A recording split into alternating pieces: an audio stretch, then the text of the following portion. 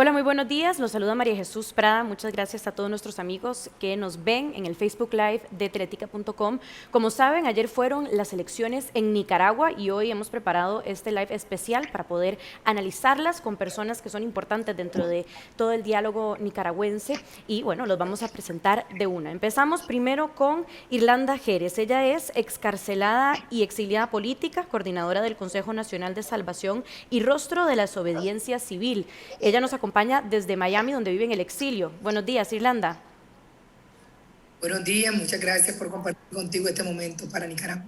Gracias. También tenemos con nosotros a Roberto Samcam, está en exilio en Costa Rica desde el 2018, es un mayor en retiro del Ejército Popular Sandinista y es analista en temas políticos y militares.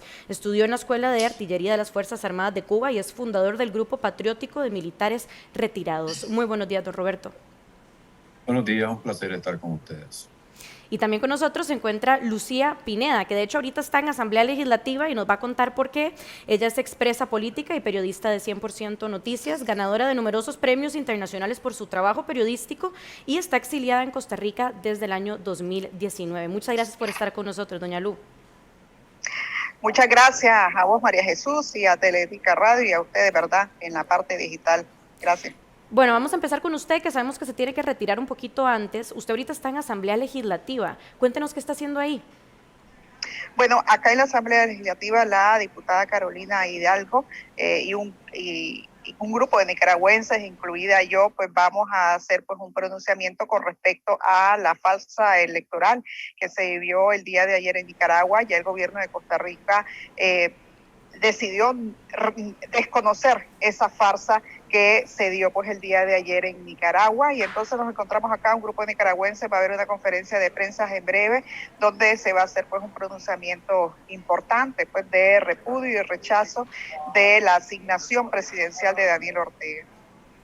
De acuerdo, bueno, y para retomar un poco lo que sucedió ayer, para las personas que tal vez no están al tanto del resultado electoral, Daniel Ortega consiguió este lunes un cuarto mandato y estos mandatos son de 5 años. Dice que logró un 75% de los votos. Estas elecciones han sido muy controvertidas y también está un poco en polémica la participación ciudadana que hubo y la abstención.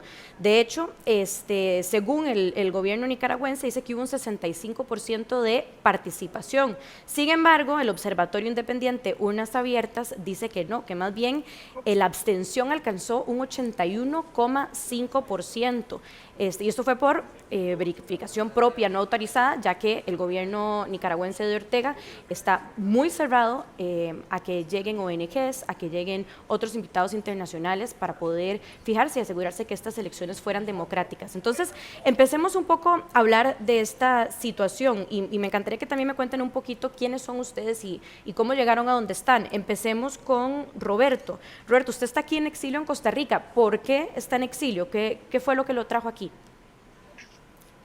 Bueno, mi caso es el de más de 100,000 nicaragüenses que salieron de Nicaragua por la represión que se ha estado dando a partir de la crisis de abril, y en el caso personal, luego de la operación limpieza en el departamento de Carazo, que se saldó con más de 20 asesinados, jóvenes todos, que protestaban en contra del régimen. De acuerdo. Y ahora también tenemos a Irlanda, que usted ahorita vive en Miami, ¿verdad? Y usted también fue presa política, al igual que doña Lucía. Efectivamente, María Jesús, nosotros estamos involucrados en estas protestas contra el régimen desde su inicio. En el caso particular, he sido un opositor, una familia opositora a la dictadura de toda una vida. Eso me llevó a prisión realmente por las manifestaciones, el impulso, la desobediencia, la voz que nosotros hemos alzado contra la dictadura. Estuve 329 días en la cárcel. Fui liberada el mismo día que Lucía bajo esta supuesta ley de amnistía que el régimen realizó.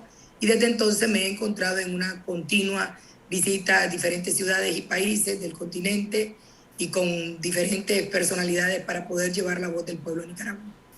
Muchísimas gracias. Bueno, empecemos a hablar sobre cómo se preparó Daniel Ortega, cómo fue preparando a nivel legislativo y las leyes que empezó a pasar para estas elecciones, tomando en cuenta que ahorita hay 7 opositores detenidos que iban a ser candidatos, que al final no llegaron a hacerlo, y que él, bueno, pasó una serie de leyes represivas. Doña Lucía, cuénteme un poquito sobre estas leyes y cuáles fueron los cambios más importantes que implementaron para asegurarse de que Ortega quedara otra vez en estas elecciones. Bueno, el problema es que Daniel Ortega desde hace, desde el año pasado precisamente comenzó con la aprobación de varias leyes represivas, la ley de ciberdelito, la ley 1051, ley de soberanía, que prácticamente convierte a los nicaragüenses en conspiradores, en traidores a la patria solo por pensar diferente o por elevar pues la bandera azul y blanco. Ahora hay presos actualmente, personas que tal vez en la mañana, María Jesús, dieron una entrevista a un medio de comunicación y expresaron algún análisis que de la realidad nicaragüense y inmediatamente en horas de la tarde ya estaban presos. Parte también de esas leyes que fue implementando pues una reforma al Código Procesal Penal que amplió el periodo de investigación para un ciudadano. Si la policía tiene sospecha, por ejemplo, que un nicaragüense supuestamente es conspirador, lo detiene y puede pasar ese nicaragüense bajo investigación 90 días. Antes estaba pues en 48 horas, tenía que estar ante la orden pues de un juez con una acusación meramente pues que es sólida y con ya parte de las pruebas. Y actualmente, pues en Nicaragua hay personas que han sido acusadas por ciberdelito, en el caso, pues por generar supuestamente fake news, una defensora de derechos humanos, abogada, defensora formal de una institución, la Comisión Permanente de Derechos Humanos, está presa la doctora María Oviedo y la acusan de haber dado publicaciones o declaraciones que son fake news. ¿Quién decide qué es fake news? El régimen de Daniel Ortega. La mayoría de los opositores está siendo juzgado por esas leyes precisamente, y también la de lavado de dinero que le están imputando a Cristiana Chamorro, que era pues una fuerte rival de Daniel Ortega, que por eso pues la apresó a ella, al igual que los otros 6 precandidatos presidenciales, entre ellos pues Miguel Mora, que es periodista, propietario de 100% Noticias, que simplemente pues expresó su aspiración a la presidencia y eso pues le conllevó a estar ahora pues nuevamente en la cárcel y por ser también pues una voz periodística fuerte. También la facilidad que tiene Daniel Ortega para poder pasar leyes tiene mucho que ver con que él pues sostiene muchísimos lugares de poder en el gobierno. Don Roberto, yo sé que usted ya ha participado en 2 ocasiones para ser alcalde y para ser diputado allá en Nicaragua. Usted que sabe un poquito más sobre esta situación, cómo se pasan las leyes, ¿qué me puede decir sobre el poder que puede ejercer esta familia Ortega Murillo sobre las decisiones que se toman a nivel legislativo en ese país? Sí, a partir de la llegada al poder de Ortega en el 2007, en enero del 2007, inició un proceso de cooptación de los poderes del Estado, de las Fuerzas Armadas, de todo el entramado empresarial del país, de sectores de la Iglesia Católica y de la Iglesia Evangélica, y demolió, a partir de su llegada al poder y de la llegada de la cooperación petrolera venezolana, toda la institucionalidad del país, es decir, poder legislativo, Consejo Supremo Electoral, Poder Judicial, Fiscalía o el Ministerio Público, Procuraduría General de la República, Fuerzas Armadas, Ejército y Policía. Al día de hoy, gracias a todo ese proceso de desinstitucionalización y de demolición del Estado de Derecho, de la democracia, en Nicaragua Ortega tiene poderes omnímodos, es decir, todos los demás poderes del Estado son una especie de apéndice del Poder Ejecutivo y en consecuencia Ortega tiene la facilidad de mandar en todititas esas instituciones. Eso, más el control que tiene de las Fuerzas Armadas, es decir, el monopolio exclusivo de las Fuerzas Armadas y la imposibilidad de que por la vía electoral los partidos políticos puedan llegar a ocupar la presidencia en Nicaragua, se conforma y se confirma una dictadura que con los resultados de hoy tiende ya a convertirse en una dictadura, en un régimen dictatorial familiar que, como lo expresó en la semana pasada, Rosario Murillo es su copresidenta, algo que no aparece en la legislatura ni en la constitución política, pero que en la práctica se comporta como tal. Por supuesto. Y bueno, hablando ya un poco de esta mímica, ¿verdad? Porque habíamos conversado, hicimos la entrevista del domingo de teletica.com con doña Lucía, y ella nos contaba que hay toda una pantomima detrás de estas elecciones, que hay 5 partidos usualmente que les llaman ustedes en Nicaragua los partidos zancudo, que son unos que estaban ahí designados, que saben que no van a quedar, pero que los utilizan a manera de mostrar que hay algún tipo de oposición. Irlanda, ¿te gustaría agregar algo sobre esto? Sí, efectivamente, María Jesús, mire, es importante conocer la historia de nuestro pueblo nicaragüense. Ortega llegó al poder por la arma en el 79. Es una persona, es un prisionero de mente, de alma y de espíritu, y desde entonces ha desestabilizado a nuestro país, nos ha sumido en una de las peores guerras que ha tenido Centroamérica, miles de muertos. En el 90 le costó a Nicaragua la transición de la guerra a la paz, de la dictadura a la democracia, y desde entonces también Ortega siguió gobernando, como dijeron desde abajo.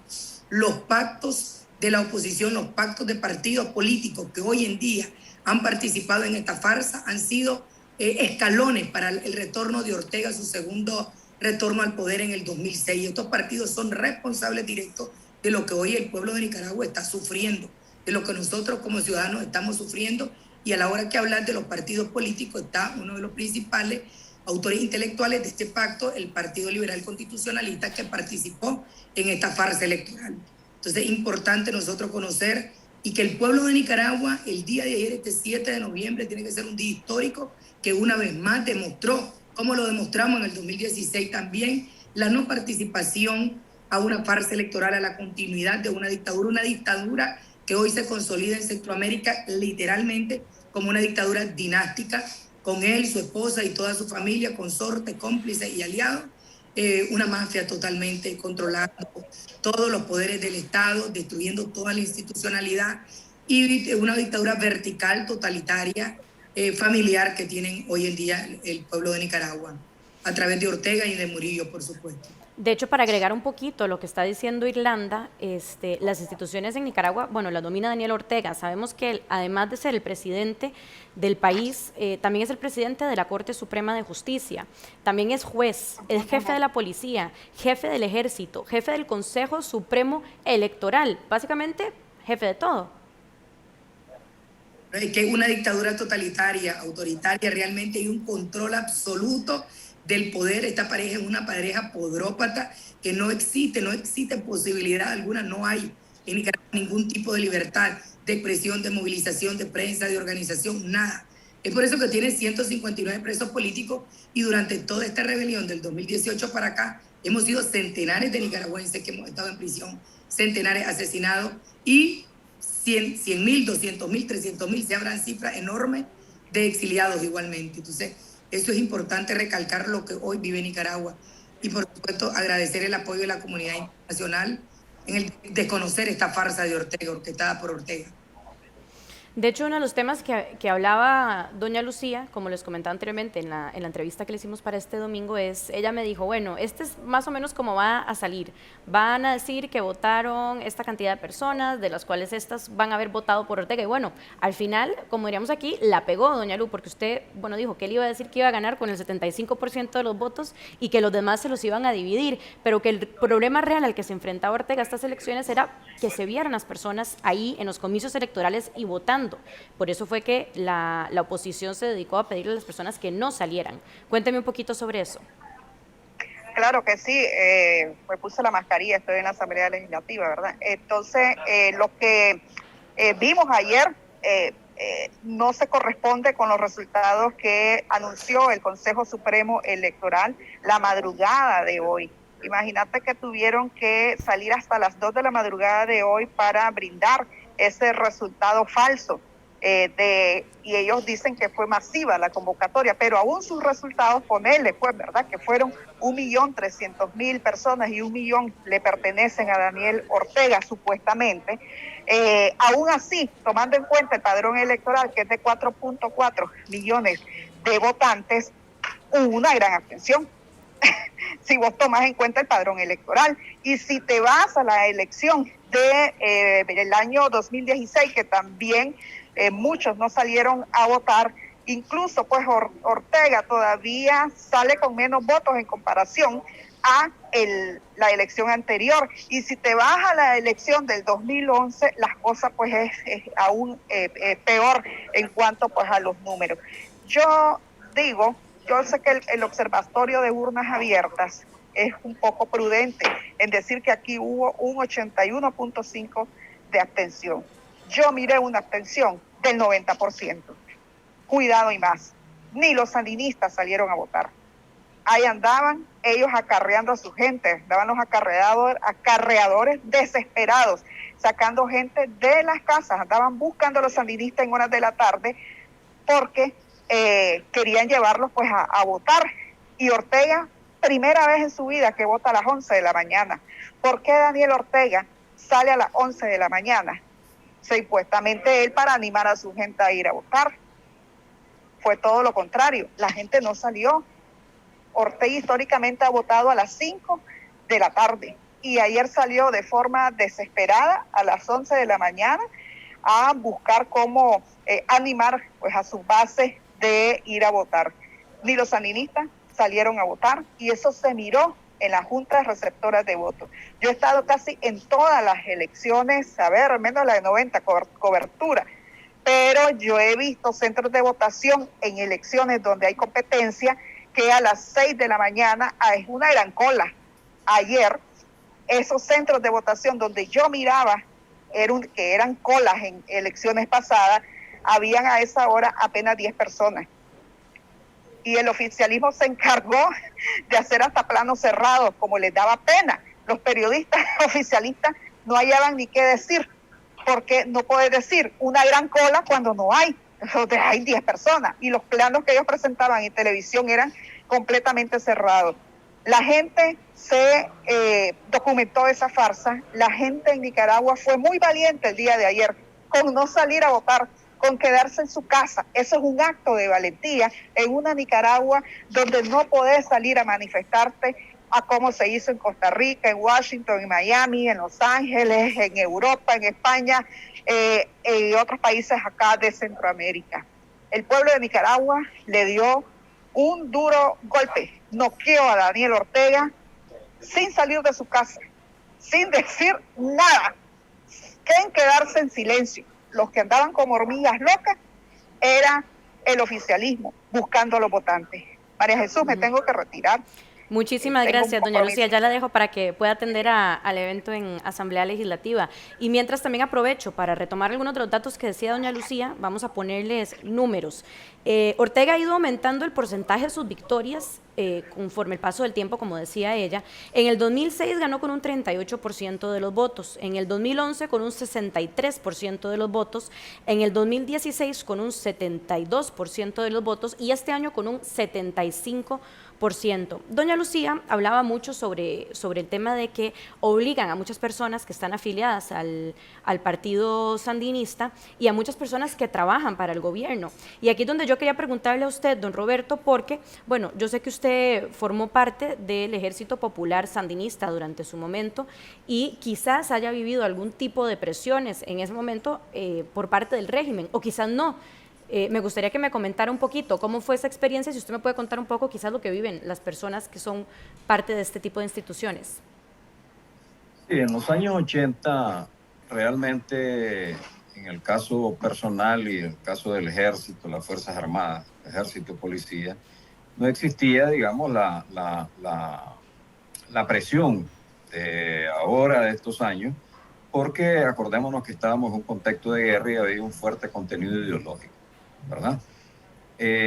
Posterior ya a la derrota electoral del 90, ya empieza un proceso y sobre todo cuando Ortega regresa al poder, de presión a los trabajadores del Estado. ¿Por qué? Porque se consideran rehenes. Es decir, yo te doy un trabajo, vos me debes a mí que estés trabajando y en consecuencia vas a votar por mí. Mencionaba cifras, en el 2011 63% de que aumentó Ortega, realmente él no ha subido del 38% porque el nivel de abstención de esas elecciones fue del 70% aproximadamente. En el 2016 incrementó al 80% el nivel de abstención y en estas elecciones el nivel de abstención, según urnas abiertas, 81.5. Es decir, en la medida en que el abstencionismo ha ido creciendo en todos estos procesos electorales, el margen de Ortega ha crecido. Entonces, lo que vimos el día de ayer, por ejemplo, es, digamos, el reflejo de un acto de desesperación que se ha venido acumulando durante todos estos procesos electorales. El trabajador del Estado es obligado a mostrar al día siguiente, o sea, hoy, en las oficinas, el dedo manchado. Es decir, yo voté. Les dieron una papeleta donde tenían que reportar el centro de votación, en la junta receptora de votos, a qué hora votó, etcétera. Es decir, hubo una suerte de chequeo cruzado, porque además de eso está también el informe que hace el secretario político del barrio, o sea, el chivato del barrio, que es el que llega a sacar a la gente. Y la desesperación fue enorme, al extremo que hay un audio del alcalde de Nagarote, un alcalde sandinista, donde dice, vamos a implementar la operación Repela.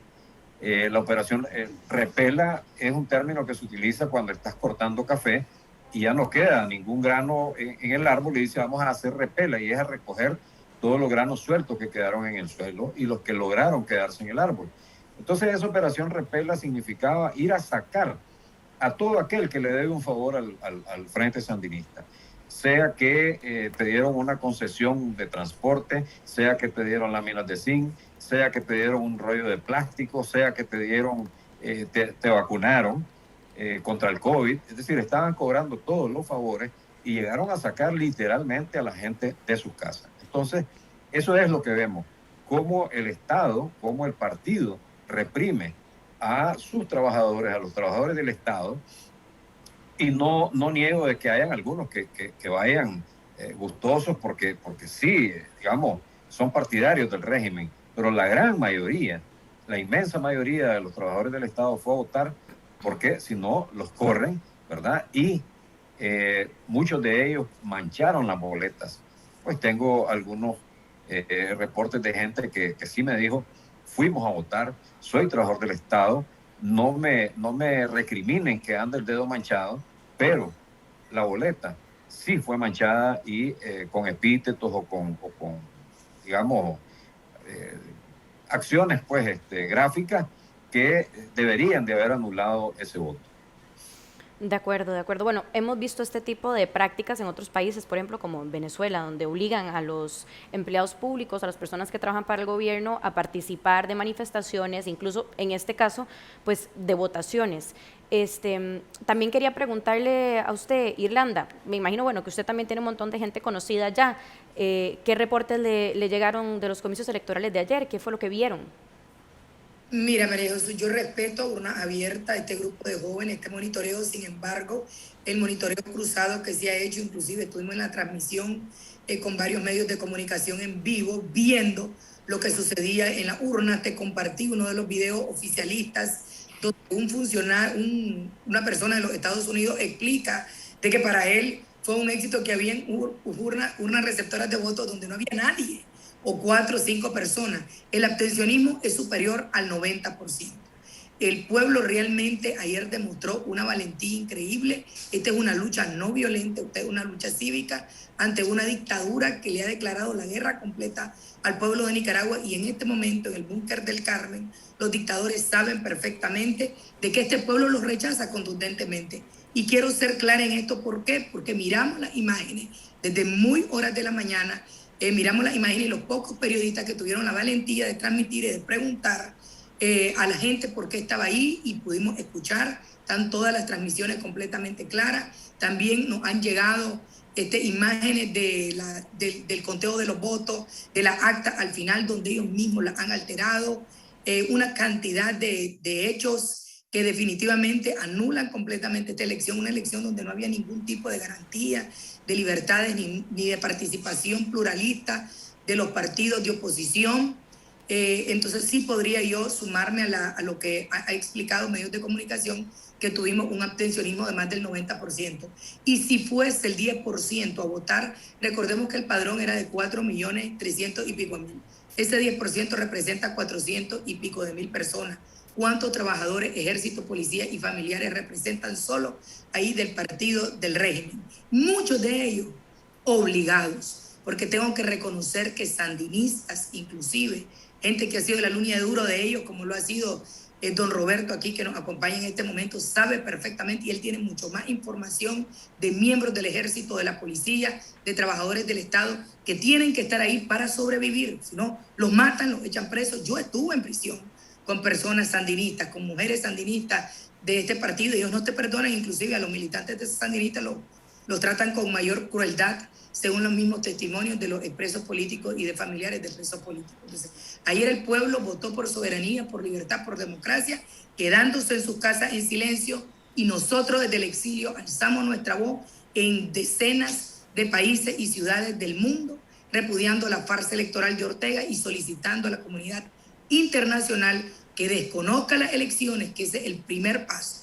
Desconocer las elecciones orquestadas con Ortega y luego desconocer el resultado espurio de estas elecciones a Ortega y a Murillo como presidente y copresidente, figura que no existe, desconocerlo inmediatamente. No podemos solamente quedarnos en comunicado. El pueblo ha hablado, el pueblo ha votado por libertad, como te digo, por soberanía, por democracia, por un cambio, por el futuro, y sabemos que con Ortega no hay futuro para Nicaragua. Ahora bien, que usted mencionaba el tema de la comunidad internacional, sabemos que estas elecciones llegan en un momento donde Rosario Murillo y Daniel Ortega están sancionados por muchísimos países de la comunidad internacional, desde la Unión Europea, que es la aglomeración de todos los países europeos, Estados Unidos, Costa Rica incluso no va a reconocer estas elecciones. O sea, llega en un momento donde no hay ningún tipo de apoyo internacional, salvo algunos casos muy puntuales. La pregunta del millón ahora es, ¿qué tiene que pasar para que Nicaragua pueda librarse de esta dictadura?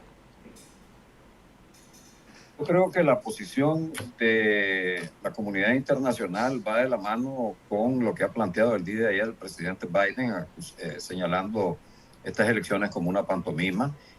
Tiene que ir de la mano con la posición de Costa Rica de rechazar y de no reconocer este proceso electoral por viciado, por irregular, por ilegítimo. La posición de la Unión Europea, la posición de Chile. Entonces, ¿qué viene? Sanciones individuales, sanciones colectivas, pero sobre todo hay que golpear el talón de Aquiles de Daniel Ortega, que es la economía. Si los Estados Unidos toman la decisión de sacar a Nicaragua del CAFTA, si la Unión Europea toma la decisión de sacar a Nicaragua del ADA, de la Alianza Económica, creo que Ortega va a tener serios problemas económicos y va a tener muchísimos más problemas en mantener cohesionada la pequeña base social con la que cuenta ahorita, que es pequeña, pero está armada, y eso le da digamos, una correlación de fuerza muy favorable.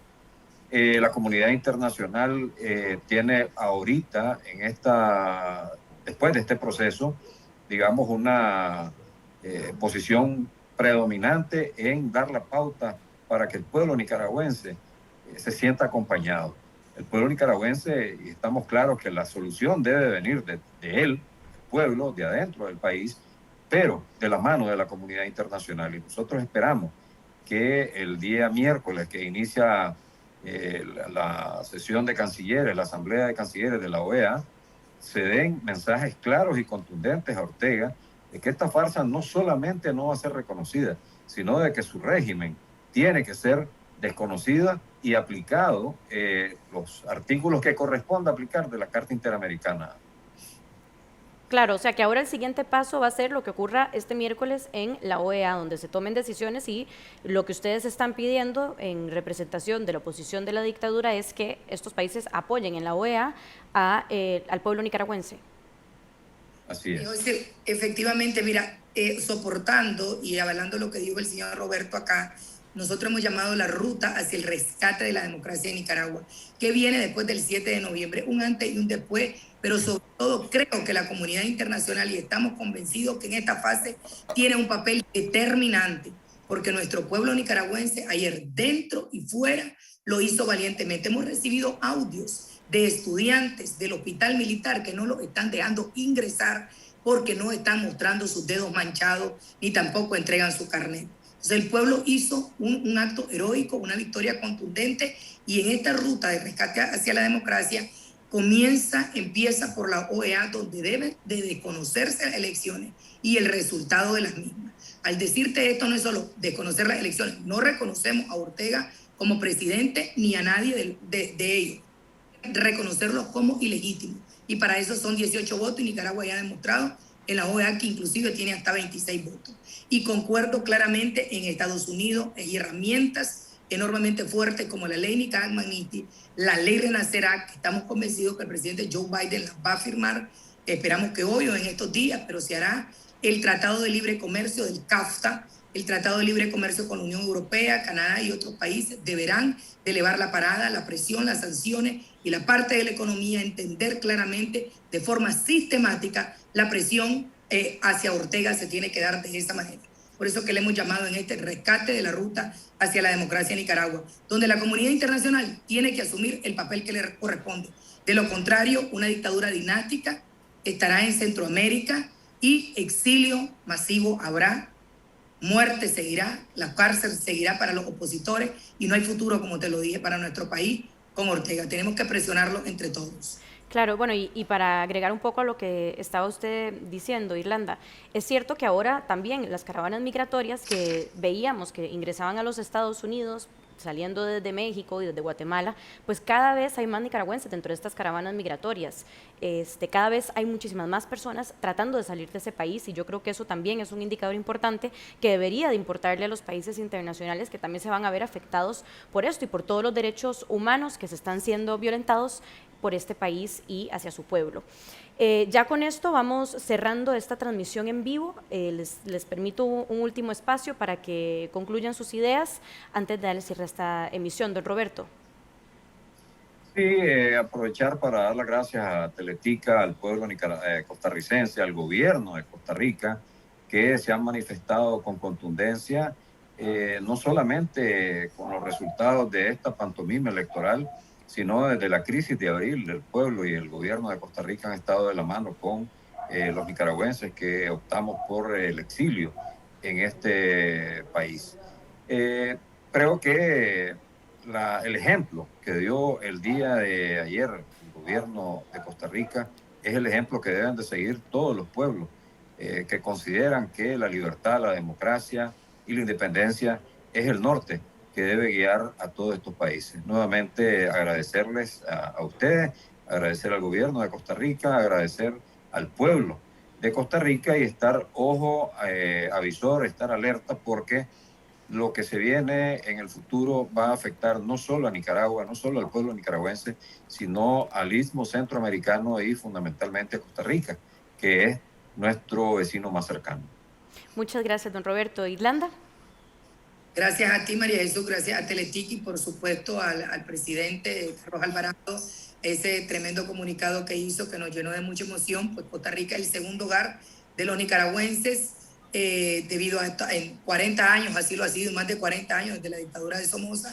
Ustedes han sido un albergue enorme para cientos de miles de nicaragüenses. Hoy casi 1 millón de habitantes nicaragüenses están en su suelo patrio, tomando prestada esa patria y tomándola como suya, así que infinitamente agradecido por esa solidaridad, por ese apoyo, por ese cariño que nos han mostrado a nosotros los nicaragüenses.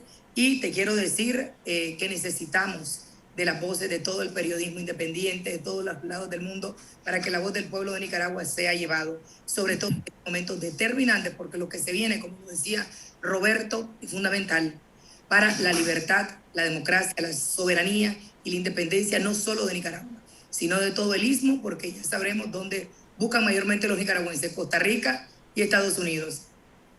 Irlanda y Roberto, muchísimas gracias por sacarnos el rato hoy en la mañana. Hasta aquí llega esta emisión. Les recuerdo a todas las personas que nos acompañaron que también pueden ingresar a teletica.com para ver más información sobre nuestra cobertura de estas elecciones en Nicaragua. Y eso es todo por ahora. Que tengan un muy lindo día.